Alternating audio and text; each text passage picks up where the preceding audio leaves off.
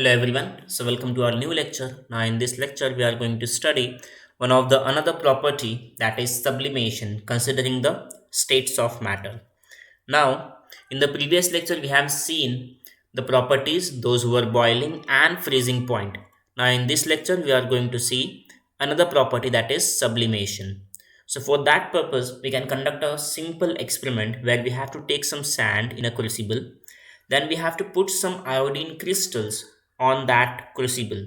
Okay, then we have to block the crucible with the help of a funnel, and we are going to block the end of the funnel with the help of a cotton plug.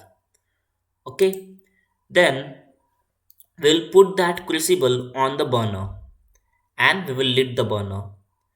After heating the materials or the compounds which are there in the crucible, what we will observe that the iodine crystals are directly converted into a gaseous particles. Okay, so what is our observation, that iodine crystals do not melt on heating but change directly to the gaseous state. यहाँ पे हम लोग एक simple experiment perform कर सकते हैं. क्या है एक्सपेरिमेंट? क्रूसिबल लेना है, एक कंप्लीट बाउल लाइक स्ट्रक्चर होता है ये क्रूसिबल, एक लेबोरेटरी अपैरेटस है. इसमें हमें सैंड डालना है सबसे पहले, और सैंड डालने के बाद हम आयोडीन के क्रिस्टल्स इस पर डालेंगे. आयोडीन की क्रिस्टल्स डालने के बाद हम इसे बर्नर के ऊपर रखेंगे और क्रूसिबल को हम लोग ब्लॉक करेंगे with the help of funnel. So this is the funnel, और जो फनल का एंड होगा उसे हम लोग ब्लॉक करेंगे कॉटन प्लग से.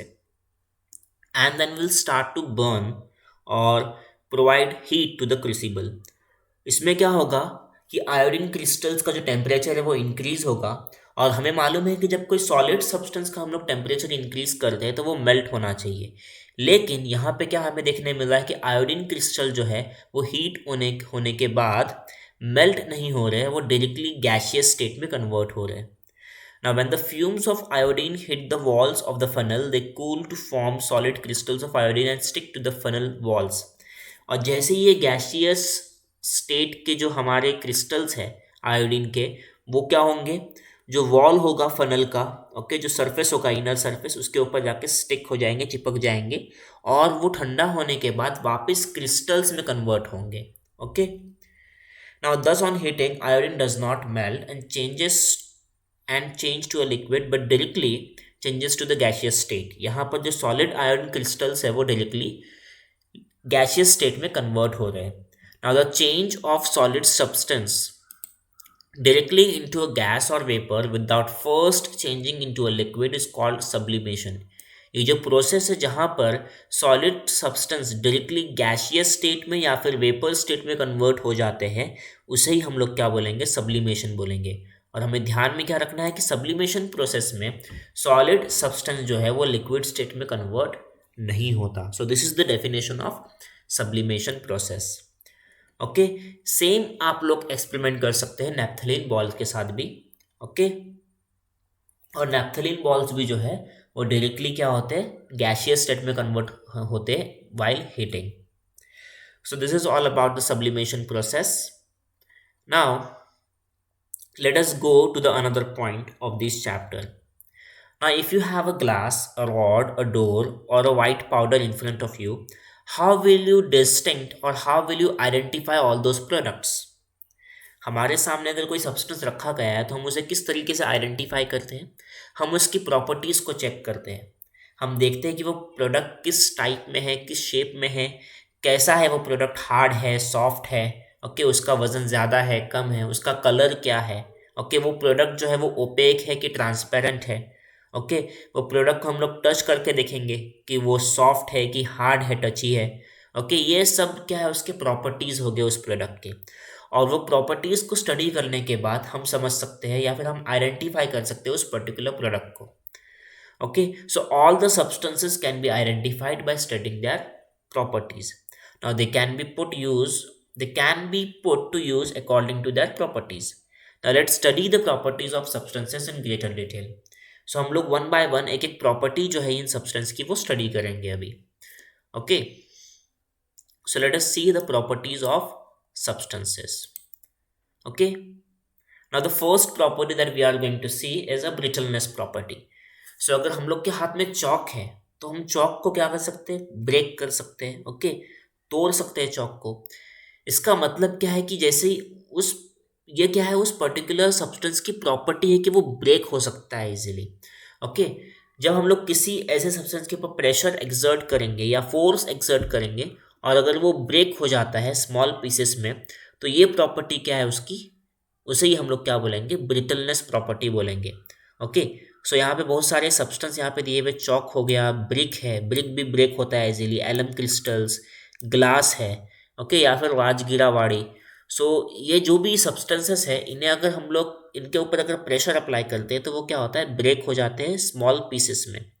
Now such substances are said to be brittle, ऐसे सब्सटेंस जिसके ऊपर प्रेशर लगाने के बाद वो ब्रेक हो जाते हैं स्मॉल पीसेस में, उसे हम लोग क्या बोलेंगे, ब्रिटल सब्सटेंस बोलेंगे। और इस प्रॉपर्टी को क्या कहा जाएगा, ब्रिटलनेस कहा जाएगा। What it will be called, it will be called as brittleness property, okay। Now the next property, that is hardness. Now take a iron nail, try to pierce a cardboard sheet with wet mud and a piece of wood using the nail. What happens? The nail easily pierces wet mud, but not the piece of wood. It can pierce the cardboard sheet with some effort. Why does this happen? The hardness of a substance is determined by how much resistance it offers to the substances being pushed through it. देखो, अगर हम लोग ने खिला लिया है और वो खिला हम लोग क्या कर रहे हैं, कार्डबोर्ड के ऊपर रख रहे हैं और उसके ऊपर हम लोग प्रेशर एक्सर्ट कर रहे हैं, तो बहुत ज़्यादा प्रेशर एक्सर्ट करने के बाद क्या होगा, वो आ जाएगा वो खिला। हम लोग अगर मड के, इसमें मड है, गीला मट्टी है, उसके ऊपर अगर हम लोग प्रेशर एक्सर्ट करेंगे नेल के साथ, तो उसमें आसानी से जो नेल है वो इंसर्ट हो जाएगा। लेकिन सेम आयरन नेल को अगर हम लोग वुड के ऊपर प्रेशर एक्सर्ट करते हैं आयरन नेल को हाथ में लेकर के, तो वो आसानी से जो है वो पियर्स नहीं होने वाला है। लगभग लगभग वो पियर्स नहीं होगा हमारे हाथों से। हमें क्या करना होगा, हमें दूसरे किसी हार्ड सब्सटेंस का यूज़ करना होगा उसे पियर्स करने के लिए, मतलब इंसर्ट करने के लिए। तो किसी भी सब्सटेंस की ये प्रॉपर्टी कि वो कितना रेजिस्ट कर सकता है प्रेशर को, उसे हम क्या बोलेंगे, हार्डनेस बोलेंगे। क्या बोलेंगे उसे हम, हार्डनेस बोलेंगे, ओके। सो बहुत सारे ऐसे सब्सटेंसेस जो बहुत ही हार्ड होते हैं, मैक्सिमम मेटल्स जो होते हैं उनकी प्रॉपर्टी होती है, ये हार्डनेस प्रॉपर्टी होती है उनकी। वो इजीली हम उसमें कोई दूसरे सब्सटेंस को पेनिट्रेट नहीं कर सकते, वो बहुत ही हार्ड होते हैं। और अगर हम लोग सबसे हार्डेस्ट नॉन सब्सटेंस की बात करें तो डायमंड जो होता है वो क्या होता है, सबसे ज़्यादा हार्ड सब्सटेंस है, ओके।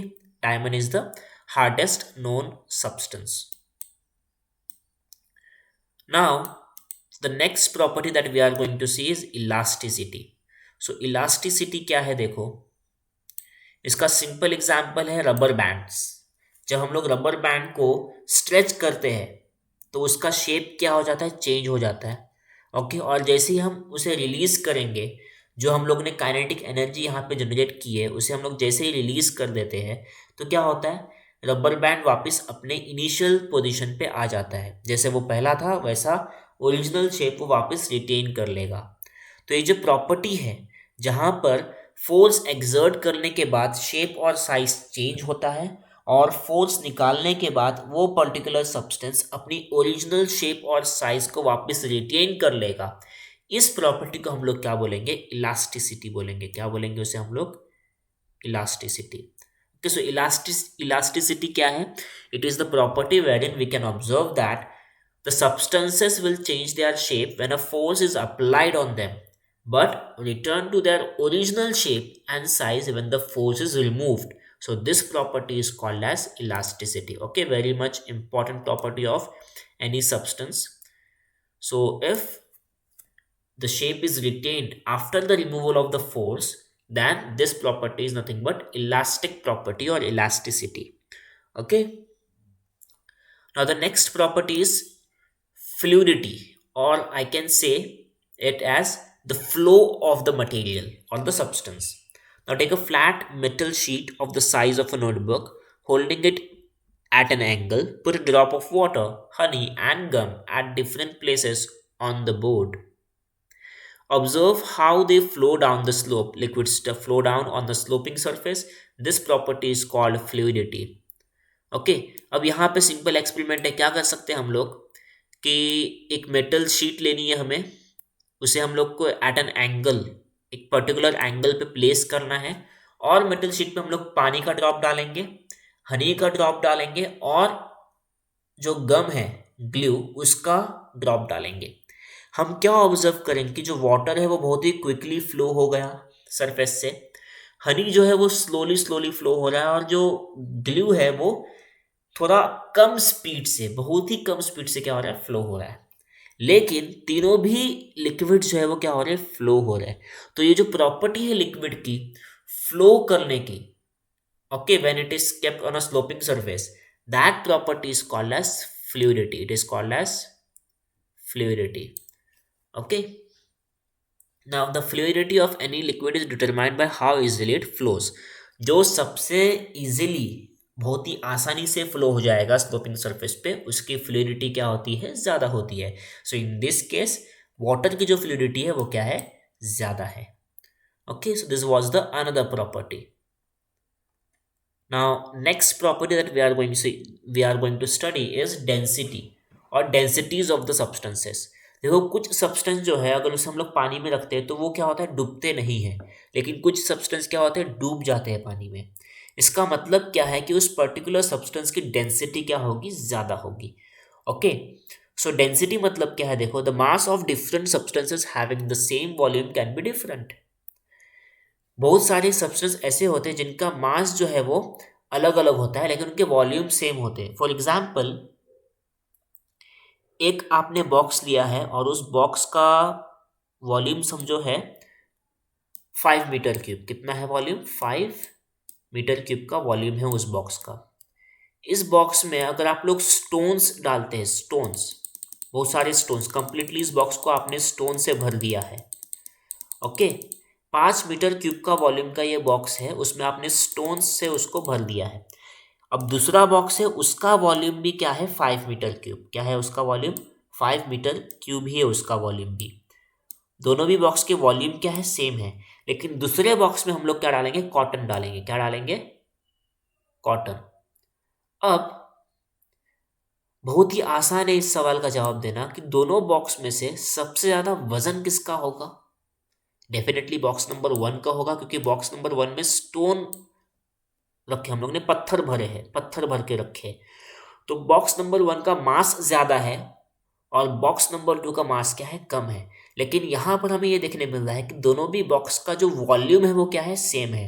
तो डेंसिटी का फॉर्मूला है, डेंसिटी इज इक्वल्स टू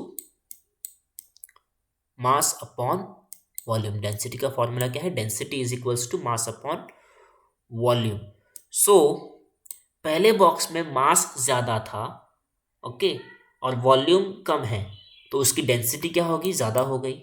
दूसरे बॉक्स में मास कम है और वॉल्यूम भी कम है, वॉल्यूम भी क्या है, सेम ही है। इसका मतलब क्या है, उसकी डेंसिटी क्या हो गई, कम हो गई। तो जिस सब्सटेंस की डेंसिटी कम होती है, ऑब्वियसली वो क्या है, उसका मास क्या होगा, कम होगा। ओके, सो डेंसिटी भी क्या है, पर्टिकुलर सब्सटेंस के लिए एक प्रॉपर्टी है। Now between substances of the same volume, the ones with greater density are heavier than those of lesser density. जो जिसकी डेंसिटी ज़्यादा होगी वो क्या होगा, भारी होगा, और जिसकी डेंसिटी कम होगी वो क्या होगा, हल्का सब्सटेंस होगा। Okay, so this was the another property which is called as density. Okay, now in this lecture we have seen these properties: brittleness, hardness, okay, elasticity, fluidity, and densities.